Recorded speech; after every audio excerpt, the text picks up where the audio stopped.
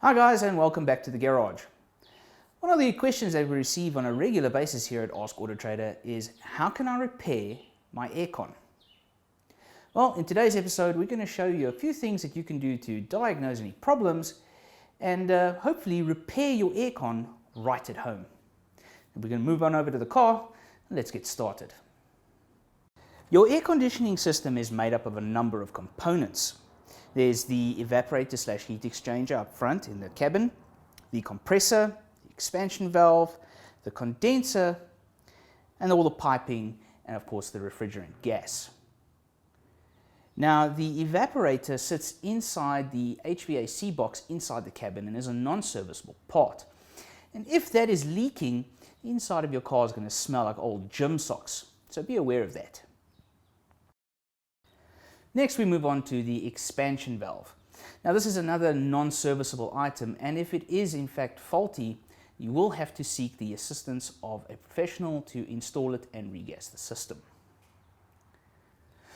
Next we move on to the compressor. Now, the compressor is usually attached to the side of the engine and is run with a drive belt and an electromagnetic clutch. Now if the compressor has indeed failed, you will need to seek the assistance of a professional to replace it and regas the system. But if you just want to do and check and see if the compressor is okay, you will need to remove the tensioner and the drive belt and rotate the compressor by hand and then see if the bearings are okay. Next we move on to the electromagnetic clutch. The electromagnetic clutch is attached to the compressor, and when you activate the system, it engages and begins pumping the refrigerant through the system to cool the car down. In order to check the clutch, you would need to start the car, engage the system, and then either come and stand and see if the clutch engages, or listen for a soft clicking noise which will tell you that the clutch has engaged. Now, for a number of reasons the clutch might not engage, and that could be due to burnt out system, burnt out fuses, and of course no refrigerant in the system. We then move on to the condenser. And the condenser sits right down here in front of the radiator. It very much looks like a radiator. You'll need to do an inspection to make sure that there are no obvious broken fins or leaks. We then move on to the piping and the gas. Now the piping, of course, is a sealed system, so if any of the fittings have been replaced or repaired, you will need to regas the system. You can also just do a cursory inspection of all the pipes to make sure that there are no kinks or breaks and no obvious leaks. In the past, if you'd wanted to regas your system, you would have had to approach a service center or a technician to do the job for you. Now, DIY aircon regas kits have been available in the States for decades and have recently made their way to Europe. In South Africa, not so much. That is unless you know where to look. See, we managed to track down a company here in Johannesburg that actually does DIY aircon regas kits, and we got one. Now this kit that we have over here actually has a UV dye in it. It has conditioners, oils and sealants.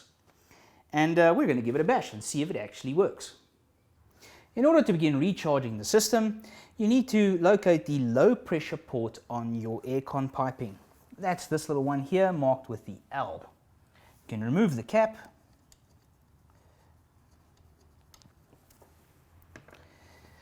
You're then going to grab your Arctic Freeze kit and place the quick connector onto the low pressure valve. Then you're going to need to start the car, put the aircon on full blast, full fan speed, and then we can begin filling the system.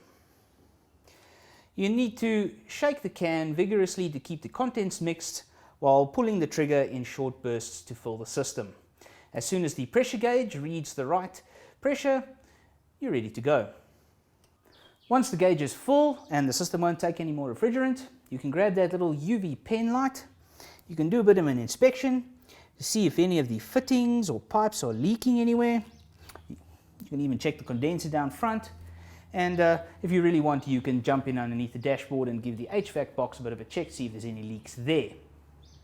Now I do feel that I need to tell you that these DIY kits are not a fix-all. If there are any major problems in the system, like broken pipes or burst fittings or a pierced condenser, you will need to seek further assistance. Also, The car that you're filling has to have a 13mm low pressure port and must run on the R134A plus gas. If your car falls outside of these parameters, you won't be able to use these kits. But it's pretty simple to remember. Any car manufactured between 1995 and 2017 should use a 13mm low pressure port and of course the 134A gas. For those that are interested, we have included a link to where you can get these kits in the description.